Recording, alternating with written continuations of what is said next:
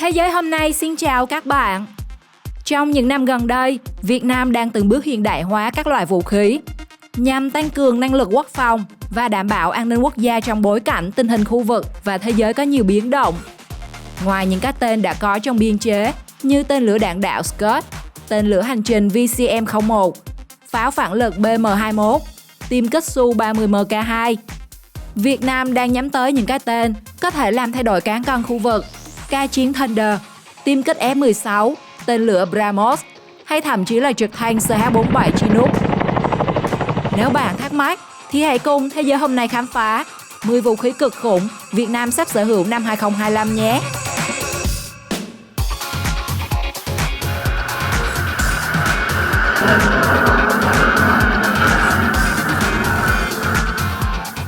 Ca chiến Thunder được mệnh danh là vua pháo binh hay thần sấm của Hàn Quốc. Ca chiến Thunder là pháo tự hành 155mm mang trong mình sức mạnh hủy diệt, khiến đối thủ phải dè chừng mỗi khi xuất hiện. Pháo được thiết kế để vừa chạy vừa bắn, chi viện hỏa lực cực nhanh. Nó có thể bắn xa tới 40 km, thậm chí tối đa lên tới 56 km nếu dùng đạn dẫn đường. Sau khi bắn xong, nó có thể di chuyển tức thì để tránh bị phản pháo. Với tốc độ khai hỏa và di chuyển thần tốc, ca chiến Thunder sẽ đưa nghệ thuật đánh lụi trứ danh của người Việt lên một tầm cao mới, tấn công chớp nhoáng, biến mất trước khi đối phương kịp phản ứng. Trong khi hiện nay, Việt Nam vẫn chủ yếu dùng pháo kéo M46, D20 cần xe kéo, mất thời gian để bố trí, thì ca chiến tự hành sẽ giúp tăng tốc độ tấn công lên gấp 3 lần. Nếu triển khai ca chiến ở các căn cứ ven biển, đảo lớn như Phú Quốc, Trường Sa lớn, Việt Nam có thể là một lá chắn pháo binh tầm xa cực kỳ uy lực để bảo vệ chủ quyền. Ca chiến Thunder hiện đã được các quốc gia như Hàn Quốc, Ba Lan, Ấn Độ, Úc và nhiều nước châu Âu sử dụng. Trên chiến trường Kashmir và Ukraine, ca chiến cũng đã chứng minh sức mạnh kinh hoàng với khả năng bắn trúng, rút nhanh, sống sót trước mọi cuộc phản pháo. Theo nguồn tin The Korea Herald, Việt Nam đã ký hợp đồng mua 20 khẩu pháo tự hành ca chiến Thunder từ Hàn Quốc, với tổng trị giá khoảng 276 đến 300 triệu đô, tương đương 6.900 đến 7.500 tỷ đồng. Nếu gia nhập quân đội Việt Nam, ca chiến Thunder sẽ không chỉ là một khẩu pháo, nó là tuyên bố chúng tôi sẵn sàng và kẻ thù nào dám manh động sẽ nhận lại cơn thịnh nộ từ mặt đất.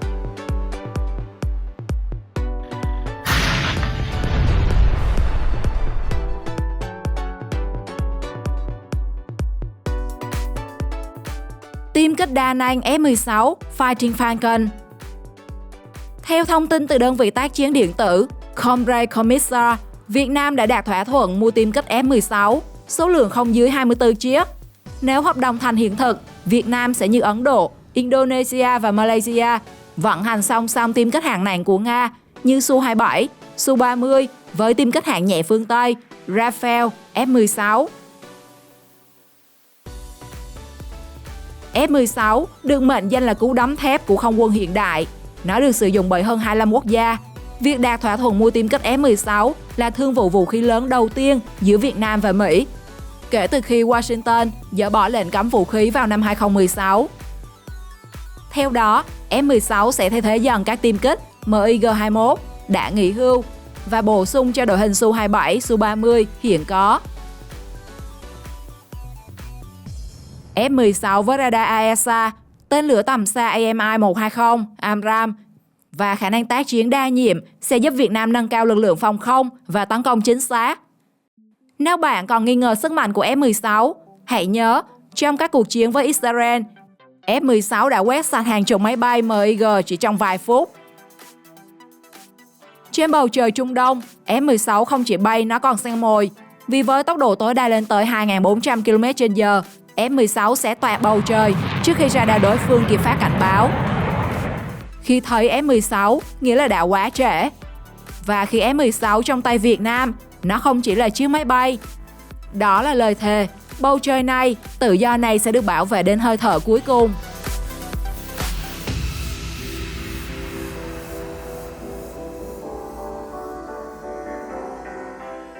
Tên lửa BrahMos với khả năng bay nhanh gấp 3 lần âm thanh, lao đến mục tiêu như tia chớp. không cho kẻ địch một cơ hội phản ứng. BrahMos là tên lửa hành trình siêu thanh khiến mọi chiến hạm phải e dè. Nếu về tay Việt Nam, nó sẽ biến bờ biển dài 3.000 km của ta thành vùng cấm thực sự. Bởi một khi nó được phóng lên, đối phương chỉ có 30 đến 40 giây để phản ứng và phần lớn thời gian là bối rối vì radar chưa kịp xoay hết một vòng thì đã nghe bùm. Tầm bắn tên lửa là từ 450 đến 500 km, mang đầu đạn nặng 200 đến 300 kg, loại xuyên nổ phá mảnh.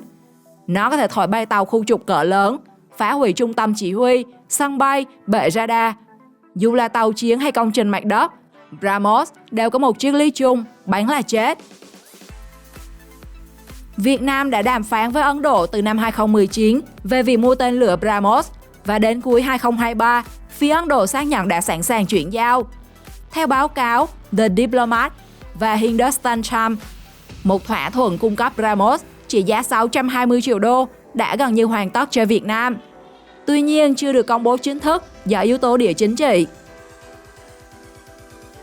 Việt Nam được cho là sẽ triển khai BrahMos ở ven biển miền Trung và miền Nam để tăng khả năng răn đe tàu chiến nước ngoài. Với đơn giá xuất khẩu khoảng 4 đến 5 triệu đô trên quả, Việt Nam có thể mua từ 100 đến 150 quả, kèm theo bệ phóng, radar chỉ thị mục tiêu, hệ thống chỉ huy điều khiển.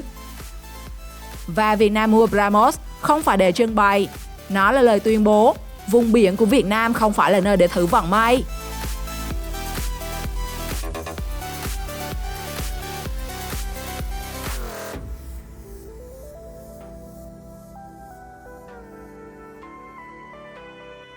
Trực thăng CH-47 Chinook.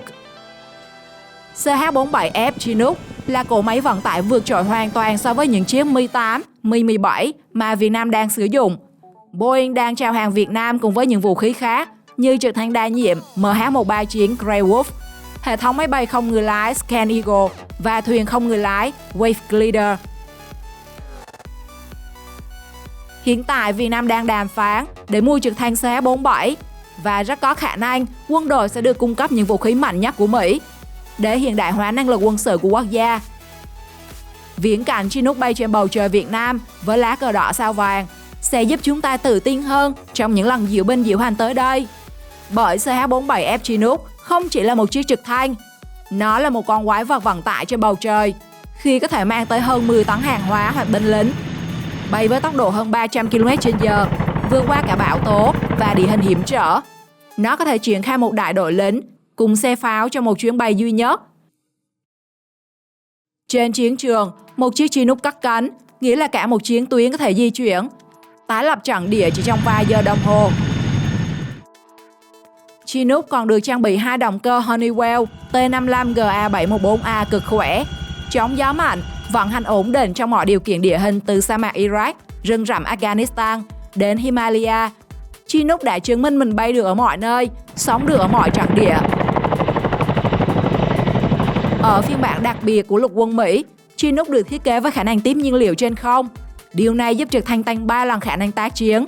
Kiểu này thì ai định lại đúng không các bạn?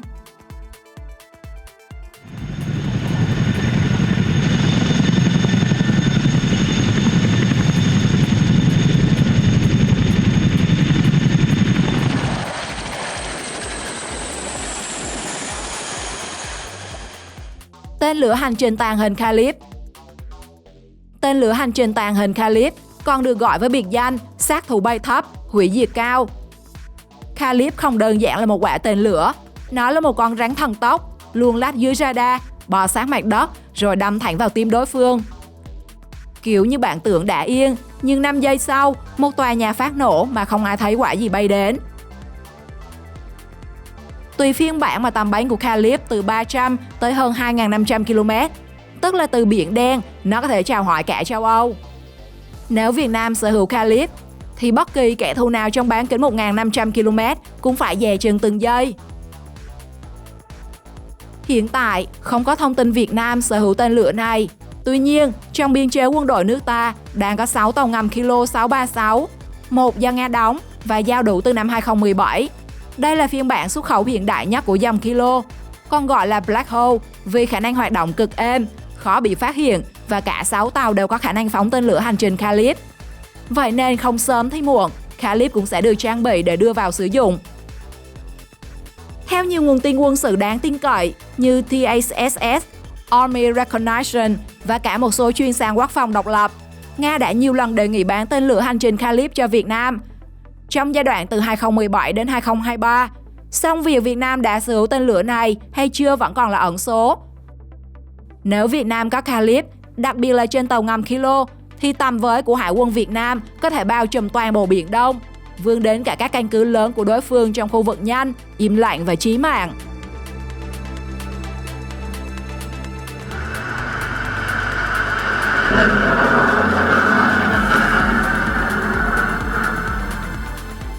Xe thiết giáp. Năm 2016, Việt Nam đã tiếp nhận lô xe bọc thép IAG 4x4 Guardian Tactical do các tiểu vương quốc Ả Rập Thống Nhất sản xuất. Theo thống kê từ Viện Nghiên cứu Hòa bình Quốc tế Stockholm, tổng cộng có 10 xe đã được chuyển giao. Tháng 10 2024, UAE chính thức trở thành đối tác toàn diện đầu tiên của Việt Nam ở khu vực Trung Đông. Trong tuyên bố chung, cả hai bên nhất trí tăng cường hợp tác trong lĩnh vực quốc phòng, bao gồm hợp tác công nghiệp quốc phòng. Điều này đồng nghĩa UAE sẽ tích cực giới thiệu các mẫu thiết giáp hiện đại cho Việt Nam. Và hiện tại đang chào hàng mẫu xe Iban 4x4 cho lực lượng trinh sát. Đây được mệnh danh là lá chắn di động bởi sẽ được trang bị lớp giáp dày chống được đạn 7,62mm và mảnh pháo. Động cơ 360 mã lực giúp xe có thể di chuyển ở tất cả các địa hình như sa mạc, đồi núi hiểm trở hay đô thị đổ nát với tốc độ cực nhanh.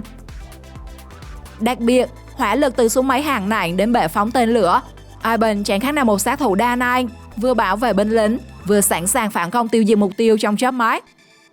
Ngoài ra, xe thiết giáp JAIS 4x4, 6x6 cũng được xem là ứng cử viên sáng giá, với những ưu điểm như giá thành rẻ hơn xe thiết giáp của Mỹ, Israel, nhưng lại chịu được môi trường khắc nghiệt, bền bỉ, dễ bảo trì.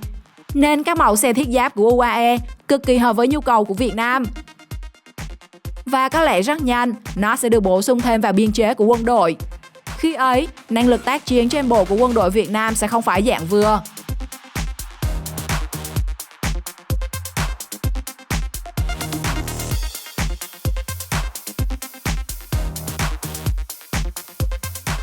Máy bay C-130J Hercules. Máy bay vận tải C-130J Super Hercules được xem như là một trong những ứng viên cho hợp đồng mua sắm vũ khí giữa Việt Nam và Mỹ. Hiện tại, lực lượng vận tải của Không quân Việt Nam đang cần bổ sung hiện đại hóa sau khi nhiều máy bay An-26 nhận sở hữu. Trong khi số lượng CASA C-295M rất ít, máy bay lại không mang được hàng hóa kích thước lớn. Và C-130J Hercules lại đáp ứng được các nhu cầu. Nó có thể cất cánh và hạ cánh trên đường băng ngắn và thô sơ, thậm chí bãi đất trống, đường đất, đường dã chiến cũng không thành vấn đề. Thời tiết có tệ cỡ nào thì C-130J vẫn hạ cánh nhẹ nhàng. Máy bay có thể chở được 20 tấn hàng hóa hoặc chở xe tăng loại nhẹ, xe bọc thép, lương thực, đạn dược, thậm chí là nguyên một cái trực thăng. Tốc độ của nó cũng không phải dạng vừa với 640 km/h, nghĩa là nó có thể bay thẳng từ Đà Nẵng vào Cà Mau chưa đầy 2 tiếng. C-130J không chỉ biết chở hàng, nó còn có thể biến hình thành máy bay tiếp dầu, cứu thương, tác chiến điện tử, ném bom rải thảm và cả thả lính đặc nhiệm. Khi C-130J Hercules kết hợp với F-16 Fighting Falcon, thì nó trở thành đòn song kiếm hợp bích trên không. Một bên giữ mạng sống cho cả đội, một bên lấy mạng đối thủ. Định nhìn radar thấy C-130J thì mừng chỉ vì máy bay vận tải. Nhưng thấy F-16 xuất hiện theo sau là biết vui được 5 giây, rồi lên bảng điểm danh.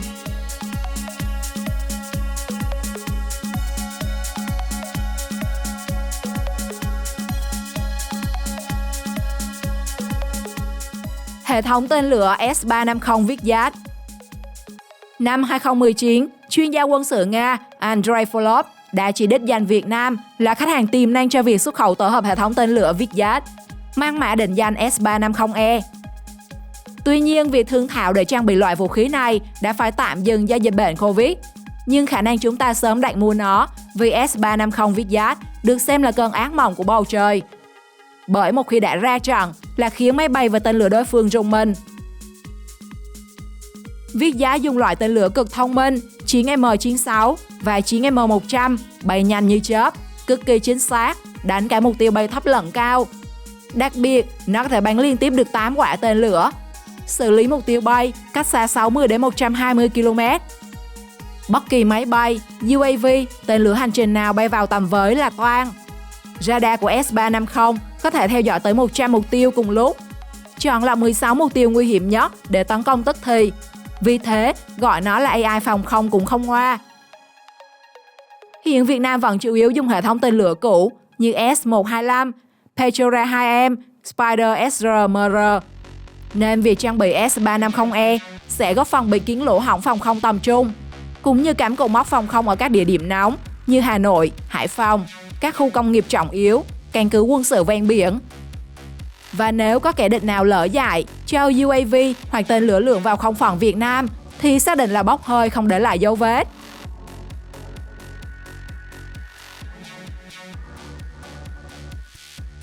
Theo bạn, đâu là vũ khí khủng nhất trong danh sách này? Và bạn đoán Việt Nam sẽ mang về loại vũ khí nào đầu tiên? Hãy để lại bình luận bên dưới cùng thảo luận nhé! Đừng quên like, share và đăng ký kênh Thế giới hôm nay để không bỏ lỡ những nội dung hấp dẫn sắp tới. Xin chào và hẹn gặp lại các bạn!